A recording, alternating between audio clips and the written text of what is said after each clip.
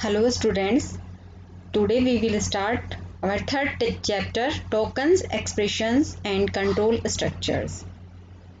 Okay तो चलिए start करते हैं. First we will start tokens.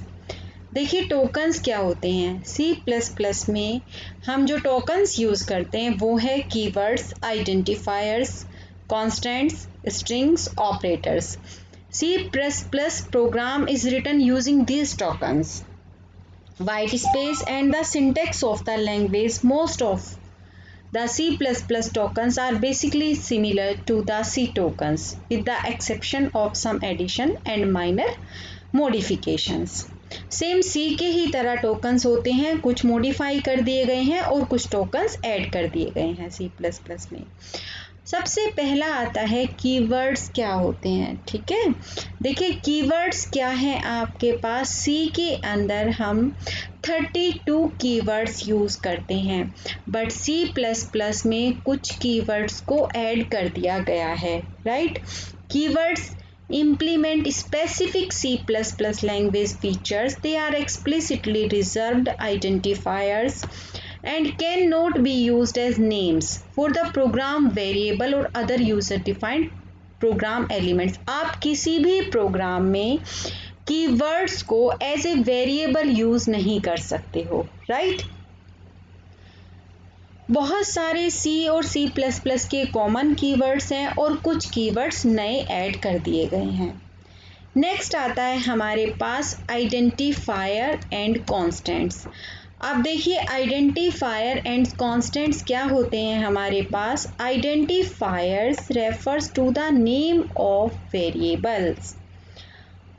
किसी भी वेरिएबल का नाम, कोई functions, arrays, classes etcetera created by the programmer. They are the fundamental requirements of any language. Each language has its own rules. For naming these identifiers, the following rules are common to both C and C++. What rules देखिए. सबसे पहले first one is the only alphabetic characters होंगे. Digits and underscore are permitted. Second, name can not start with a digit. कोई भी नाम किसी digit से start नहीं होगा. अपर केस और लोअर केस दोनों को डिफरेंट माना जाएगा. Declared keyword can not be used as a variable name. जिसको आपने कीवर्ड डिक्लेयर्ड कर दिया उसको आप as a variable name use नहीं कर सकोगे.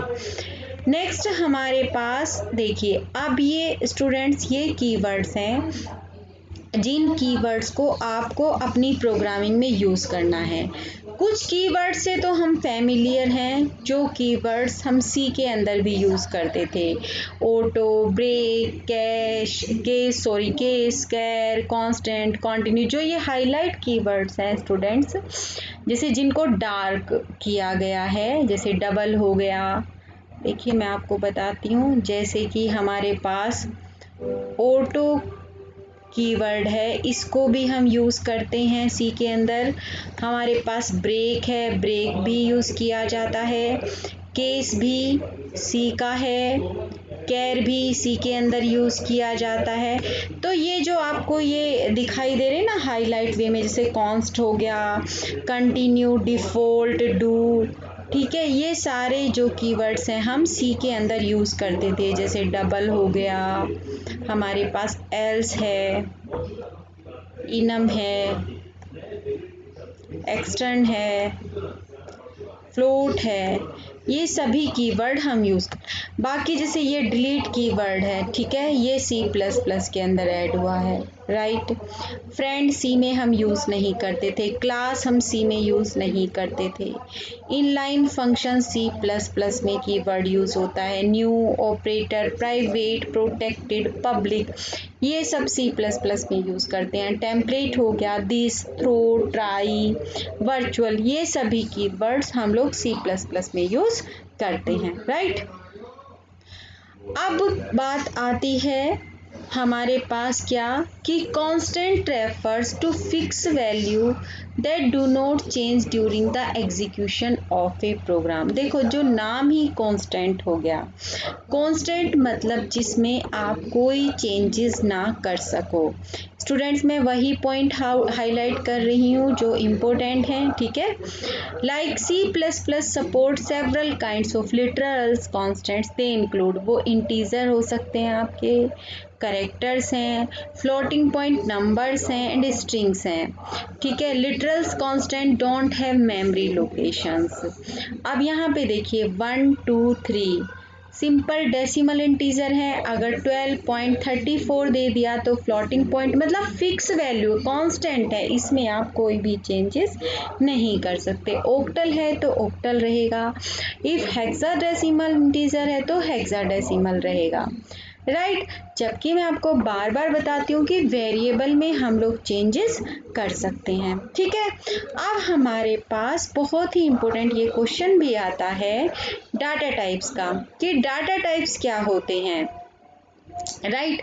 How many types of data types we are used in C language या फिर C plus plus. C plus plus data types देखिए, 3 types of data types we are used in C plus plus. First one is the user defined type, user defined type, second is the built in type and third is the derived type, right. अब जो आपका ये user defined type है वो कौन कौन से होते हैं? यूजर डिफाइंड डाटा टाइप्स होते हैं structure, union, class, enumeration, right. Derived data types में हमारे पास आते हैं एरे, फंक्शन, पॉइंटर और रेफरेंस। अब जो ये built in type data types हैं इसमें हम 3 types of data types use करते हैं। एक तो इंटीजर टाइप होते हैं, वॉइड तो ब्लैंक जीरो होता है, ठीक है, और एक फ्लोटिंग पॉइंट है। अब अगर वो इंटीजर टाइप है तो इंटीजर टाइप वैल्यू भी हो सकती है और कैर टाइप भी हो सकती है, फ्लोटिंग है तो फ्लोट भी हो सकता है और डबल वैल्यू भी हो सकती है, राइट। ये आप अच्छे से याद कर लेंगे। और स्टूडेंट्स आप साइज एंड रेंज क्या होती है C plus plus data types की, ये आपसे प्रैक्टिकल एग्जाम में पूछा जा सकता है, तो आपको ये रेंज भी याद करनी है, राइट। कि कैरेक्टर है वो 1 बाइट का स्पेस लेता है, उसकी रेंज रहती है -128 to 127, ठीक है। अनसाइंड कैर है वो 1 बाइट का स्पेस लेता है। मेन देखिए आप यहाँ पे इंटीजर 2 बाइट का स्पेस लेता है, ठीक है। लॉन्ग इंटीजर अगर होगा तो 4 बाइट का स्पेस लेगा, डबल है तो 8 बाइट का स्पेस लेगा। मेन आपको ये बाइट की कौन कितने बाइट का स्पेस लेता है, राइट, ये आपको याद करना है, ठीक है। अब नेक्स्ट हमारे पास आता है, हमने void पढ़ा था कि another interesting use of void in the declaration of generic pointers. तो एग्जाम्पल देखिए, ये देखिए मैं हाईलाइट कर देती हूँ। Another interesting void is in the declaration of generic pointers. देखिए void साथ में स्टार करके जीपी किया, क्या जीपी क्या बन गया? जेनरिक पॉइंटर बन गया, क्योंकि उसके सामने ये स्टार लगा दिया, राइट। अब जेनरिक पॉइंटर को असाइन कर दी एक pointer value of any basic data type, but it may not be dereferenced. For example अगर हम ऐसे लेते हैं integer star IP int pointer, GP को असाइन कर दिया IP, assign int pointer to void pointer are valid statement, ठीक है। ये तो क्या है हमारे पास, वे अगर हम इस टाइप से लिखते हैं स्टूडेंट्स, इस टाइप से लिखते हैं दैट इज वैलिड, ठीक है। अगर आप लिखते हो स्टार आईपी पहले मेमोरी में लोकेट कर देते हो पहले और इनिशियलाइज करते हो star GP, is illegal. It would not make sense to dereference a pointer to a void value, तो दैट इज रॉन्ग एंड ये आपके प्रोग्राम में एरर शो कर देगा, इज दैट क्लियर? नेक्स्ट हमारे पास आते हैं यूजर डिफाइंड डाटा टाइप्स। हमने यूजर डिफाइंड डाटा टाइप्स कौन कौन से पढ़े थे? स्ट्रक्चर्स हमारे पास यूजर डिफाइंड डाटा टाइप्स है, जैसे कि स्ट्रक्चर हो गई, क्लासेस हो गई, यूनियन। हम सी के अंदर हमने स्ट्रक्चर और यूनियन तो पढ़ा हुआ है। इसमें नया क्या आता है? These data types are legal in C++. Some more features have been added to make them suitable for object oriented programming. C++ also permit us to define another user defined data type जिसको हम कहते हैं class, which can be used just like any other basic data type to declare variable. Class variable are known as, class variable को हम objects कहते हैं। मैं आपको ऊप्स के फीचर्स में ये सब क्लियर कर चुकी हूँ, राइट। नेक्स्ट आता है हमारे पास इनमरेटेड डाटा टाइप्स। अब इनमरेटेड डाटा टाइप्स क्या होता है हमारे पास? Enumerated data type is another user defined data type which provides a way for attaching a names to numbers, increasing comprehensibility of the code. enum एक keyword है, ठीक है, जो ऑटोमेटिकली इनमरेट कर देता है list of words by assigning, उसको value assign कर देता है 0, 1, 2 एंड सो ऑन। देखिए स्टूडेंट्स, आपको एग्जाम्पल से समझ में आएगा। ये एग्जाम्पल देखिए आप, जैसे इनम में हमने ले रखी है एक शेप। अब शेप तो कुछ भी हो सकती है, सर्कल, स्क्वायर, ट्रायंगल। इनम में colour red, blue, green, yellow कुछ भी हो सकता है। पोजीशन क्या हो सकती है? ऑफ और ऑन हो सकती है। Enumerated data types in C++ compare करता है those in ANSIC in C++, tag names, shape, colour, position, right. अब जैसे शेप ले ली यहाँ पे एलिप्स, तो एलिप्स क्या हो गई? शेप टाइप हो। कलर बैकग्राउंड, तो बैकग्राउंड किस टाइप का? Is of type colour, right. अब जैसे हमने कलर बैकग्राउंड किस ब्लू ले लिया तो that is allowed. Colour background is ऐसे 7 डाल दिया तो यहाँ पे एरर दिखा देगा, डिजिट ले लिया। अगर कलर बैकग्राउंड ऐसे कलर और 7 तो that is okay, right. C is equal to red, valid, क्योंकि colour type promoted to integer, right. तो by default enumerators are assigned integer, by default ये वैल्यू असाइन कर देता है 0 for the first enumerator, 1 second के लिए, ऐसे चलता रहता है, ठीक है।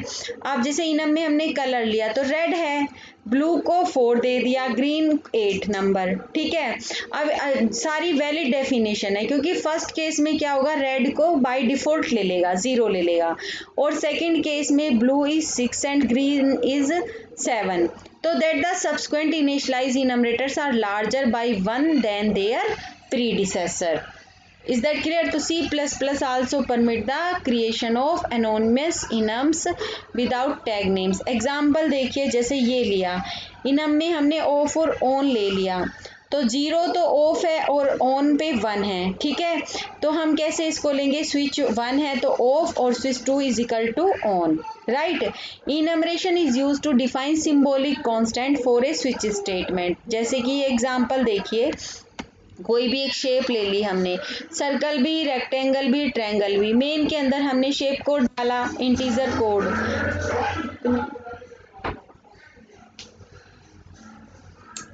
स्विच कोड किया, ठीक है। अब देखिए, केस सर्कल लिया, ब्रेक करा दिया, रेक्टेंगल ब्रेक करा दिया, ठीक है। बाय डिफॉल्ट वैल्यू तो bye, that is your enumerated functions. Okay students, we will discuss derived data type in our next lecture. Okay, bye, take care.